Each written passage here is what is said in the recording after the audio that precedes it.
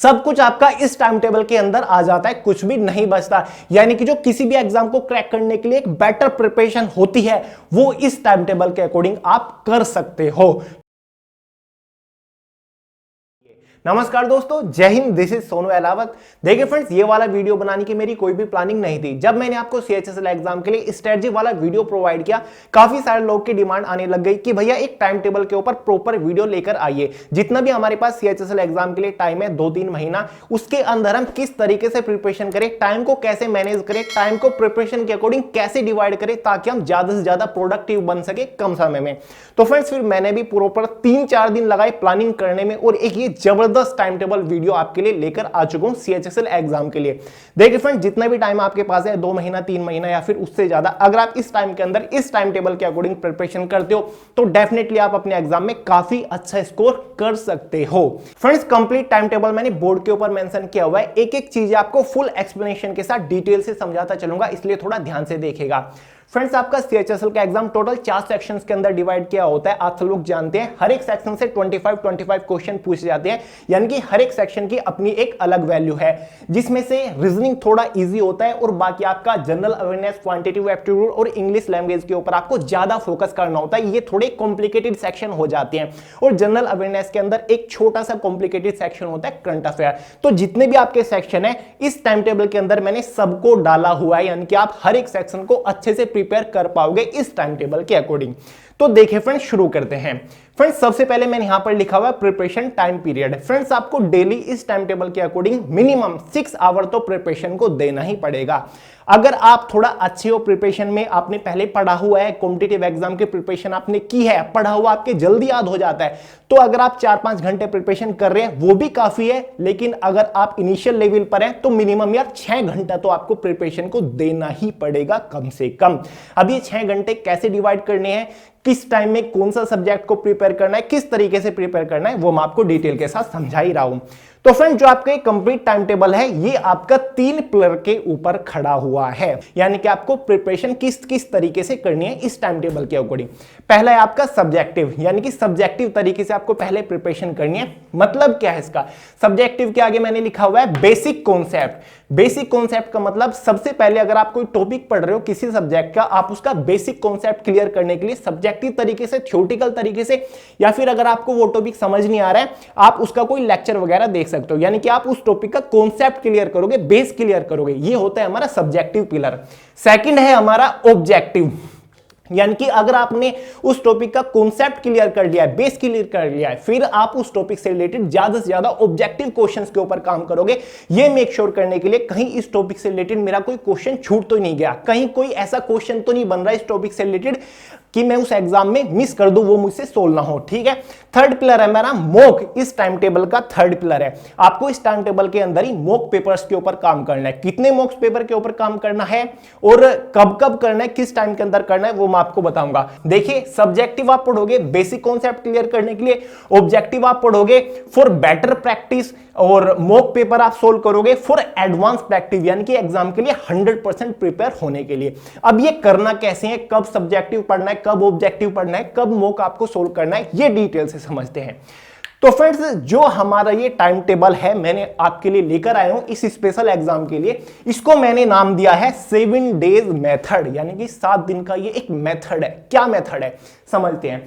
Friends, पूरे week में आपके पास टोटल 7 डेज होते हैं, ये मैंने यहां पर लिखा हुआ है। तो आपको यहां पर डेज के अकॉर्डिंग सब्जेक्ट को डिवाइड करना है। अब हर बार की तरह, हर एक नॉर्मल एग्जाम की तरह मैं आपको ये नहीं बोलूंगा कि एक दिन में चारों सेक्शन को पढ़िए, 2-2 घंटे के टाइम स्लॉट डिवाइड कर लीजिए, 2 घंटा जीएस को पढ़िए, 2 घंटा मैथ्स को पढ़िए, ऐसा बेसिकली सब लोग बोलते हैं। लेकिन नहीं फ्रेंड्स, स्पेशल एग्जाम है, बहुत ही अच्छे लेवल का एग्जाम होता है और पोस्ट आपको बहुत ही जबरदस्त मिलती है, बहुत ही आराम की जॉब है।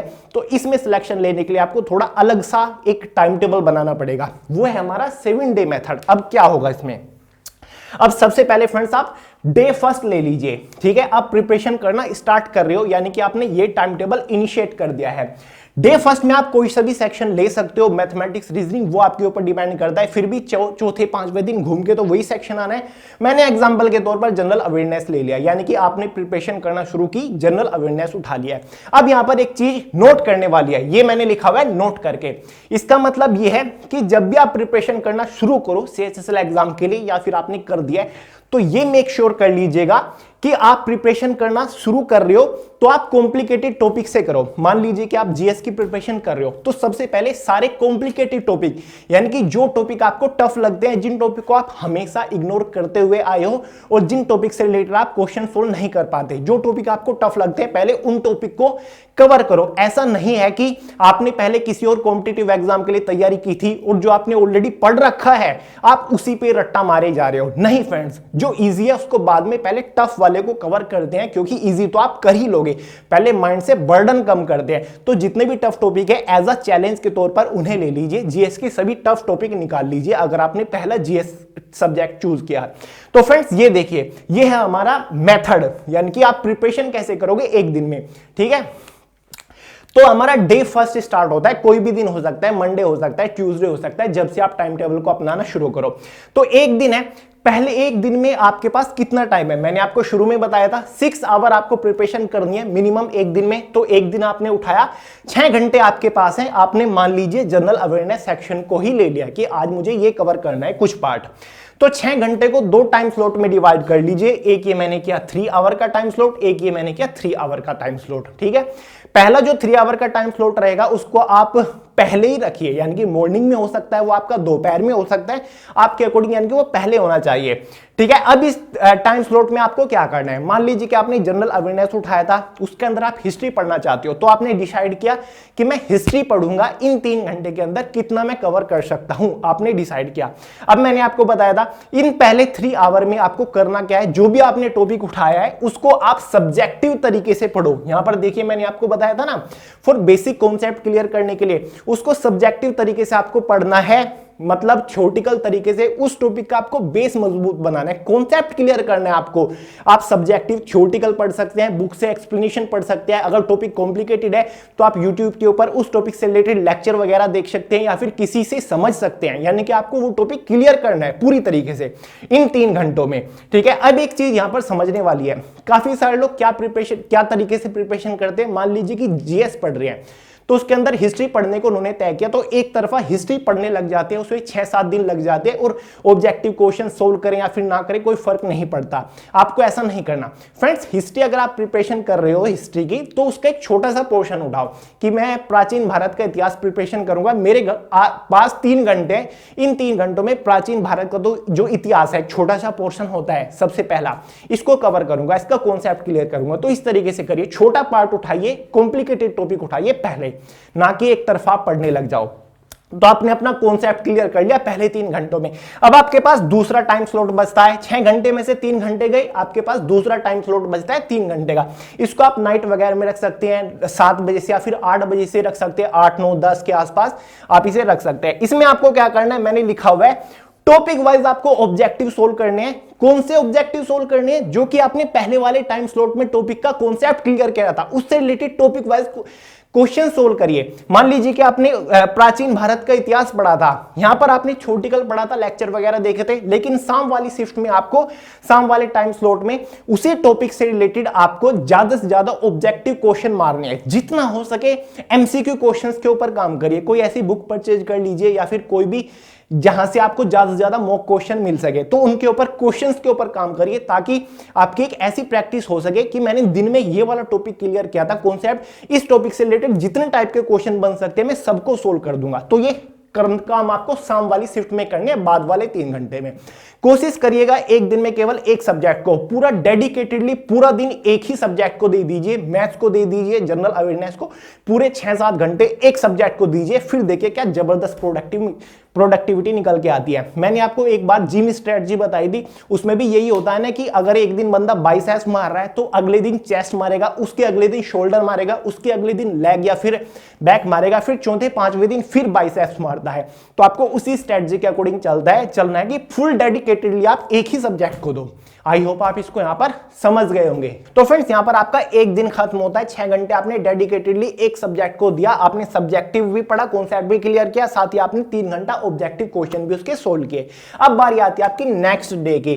नेक्स्ट डे आप दूसरा ही सब्जेक्ट उठाओ। ऐसा नहीं कि आप उसी सब्जेक्ट को प्रिपेयर करने लग जाओ, 3-4 दिन तक एक ही सब्जेक्ट के ऊपर लगे हुए, नहीं।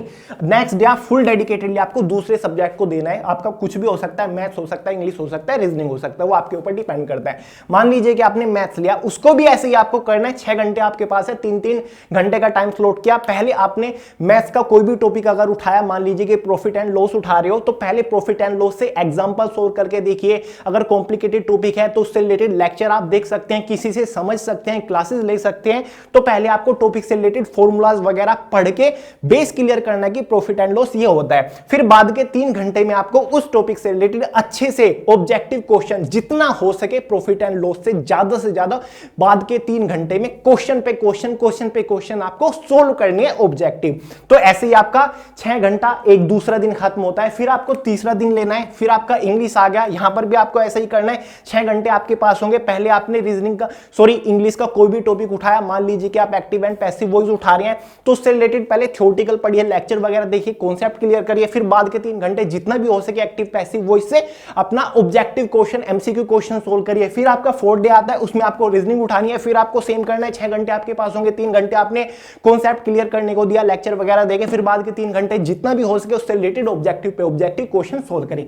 ये आपके यहां पर 4 दिन कवर हो गए। यानी कि पहले दिन आपने जीएस, फिर मैथ्स, रीजनिंग, इंग्लिश आपने ऐसा किया। फिर आता है आपके पास 5th डे, कोई सा भी दिन आपका हो सकता है, उस पर डिपेंड नहीं करता। 5th डे पे आपको क्या करना है, आपको घूम के 5वें दिन जीएस पे नहीं आना है। उस टाइम पे आपको मॉक पेपर सोल्व करना है। अब काफी सारे लोगों की ये क्वेश्चन होगा कि भैया हम तो बिगनर है, मॉक पेपर कैसे सोल्व करें। भले ही आप बिगनर हो, आपको आपके सभी टॉपिक कवर नहीं हुए हैं, लेकिन स्टार्टिंग से ही आपको मॉक पेपर के ऊपर काम करना शुरू कर देना है। आपको पता चलेगा कि मैं कहां पर वीक हूं, मेरे अंदर इंप्रूवमेंट हो भी रही है या फिर नहीं, क्या मुझे प्रिपरेशन करने का मेथड चेंज करना है या फिर नहीं। मॉक आपको सोल्व करनी है, आपको अपने अंदर कमियां निकालनी है, चाहे आप बिगनर हो या फिर एडवांस लेवल के हो।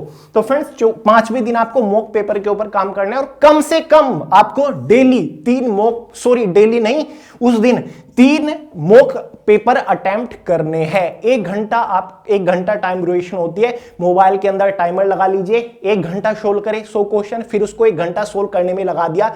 फिर आपने दूसरा क्या, फिर तीसरा क्या, टाइम को पूरा दिन आप ऐसा कर सकते हैं। उसको अच्छे से चेक करिए, देखिए मैंने कहां गलतियां की हैं। तो ये आपका 5वां दिन हो गया।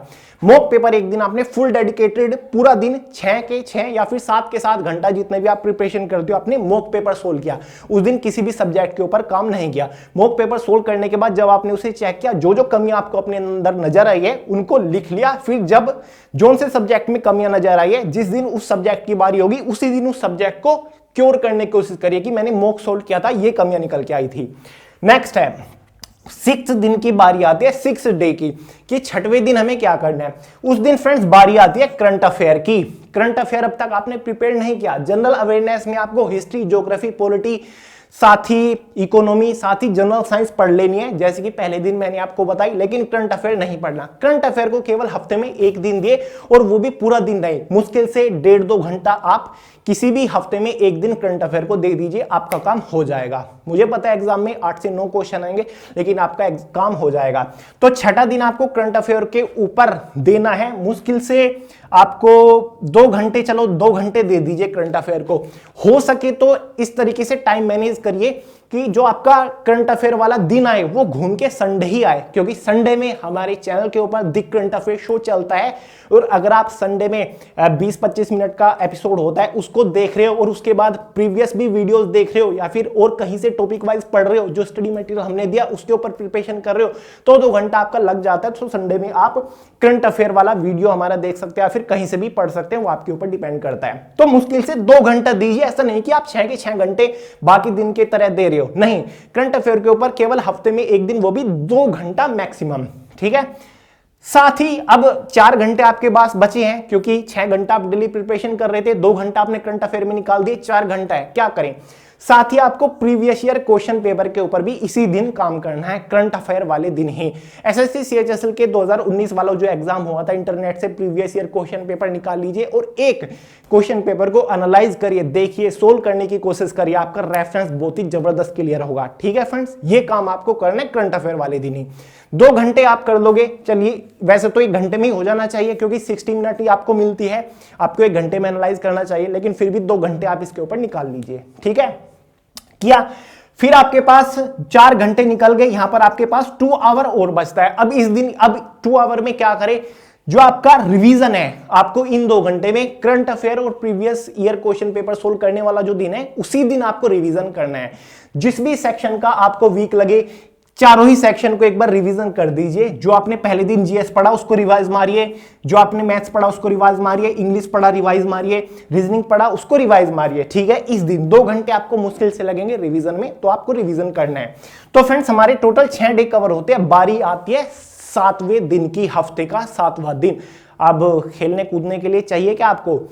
नहीं फ्रेंड्स, आप मैच्योर हो, खेलने कूदने पे टाइम वेस्ट नहीं करना है। ये है हमारा 7 आवर 7th डे। इस दिन ये आपके पास एक एक्स्ट्रा दिन बचता है, तो क्या करें फ्रेंड्स, देखिए, जिस दिन भी आपको ये लगे आपने जनरल अवेयरनेस को 6 घंटा दिया, आपको लगा कि यार मैं सेटिस्फाइड नहीं हूं, मुझे 1 दिन और देना चाहिए, ये हिस्ट्री वाला पोर्शन मेरा अच्छे से कवर नहीं हुआ है, या ठीक है, तो वो एक्स्ट्रा दिन आपको वहां पर एडजस्ट करने हैं। अगर आप सेटिस्फाइड नहीं हुए 1 दिन जनरल अवेयरनेस को पढ़ के, तो नेक्स्ट डे आप 2 दिन लगातार जीएस को दे सकते हो। ठीक है, ऐसा आप कर सकते हो, उस दिन को वहां पर एडजस्ट करिए। किसी दिन मैथ्स को पढ़ के आप सेटिस्फाइड नहीं हुए, आपको थोड़ा और प्रिपरेशन करने की जरूरत है, आपको लगता है कि मुझे 2 दिन पढ़ना पड़ेगा, ये वाला सेक्शन, ये वाला टॉपिक जब तब जाके ये कवर होगा, तो आप 2 दिन इस एक्स्ट्रा दिन को वहां पर एडजस्ट कर सकते हो। या फिर काफी सारे लोगों की लाइफ में आता रहता है, आपकी इमरजेंसी कभी भी हो जाती है, आपको कहीं बाहर जाना पड़ जाता है, घर के लिए कुछ काम करना पड़ता है, तो ये दिन वहां पर भी एडजस्ट हो सकता है। ठीक है,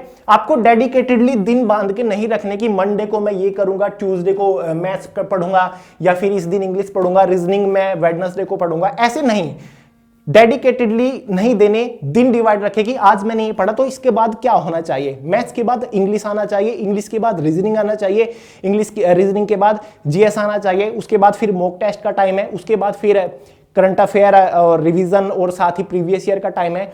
तो ये आपको ऐसे करना है, तो ये कंप्लीट इस तरीके से हमारा कंप्लीट सिलेबस कवर हो जाएगा, आपका कुछ भी नहीं बचेगा, और जो बेटर प्रैक्टिस होती है ना वो हो जाएगी। क्योंकि काफी सारे लोग टॉपिक का कॉन्सेप्ट क्लियर करने में रिवीजन भूल जाते हैं, काफी सारे लोग जीएस को तो पढ़ लेते हैं लेकिन करंट अफेयर रह जाता है, काफी सारे लोग मॉक पेपर सोल्व नहीं कर पाते, पढ़ने में ही लगे रह जाते हैं, काफी सारे लोग प्रीवियस ईयर क्वेश्चन के ऊपर ध्यान नहीं दे पाते वो, क्योंकि प्रिपरेशन करने में लगते रहते हैं एक तरफा। तो फ्रेंड्स, इस टाइम टेबल के अकॉर्डिंग सभी चीजें, चाहे वो आपका प्रीवियस ईयर क्वेश्चन पेपर हो, या फिर आपका मॉक टेस्ट हो, या फिर आपका रिवीजन हो, या फिर आपका करंट अफेयर हो, या फिर आपका कॉन्सेप्ट क्लियर करना हो, या फिर आपका ऑब्जेक्टिव क्वेश्चन हो, सब कुछ आपका इस टाइम टेबल के अंदर आ जाता है, कुछ भी नहीं बचता। यानी कि जो किसी भी एग्जाम को क्रैक करने के लिए एक बेटर प्रिपरेशन होती है, वो इस टाइम टेबल के अकॉर्डिंग आप कर सकते हो।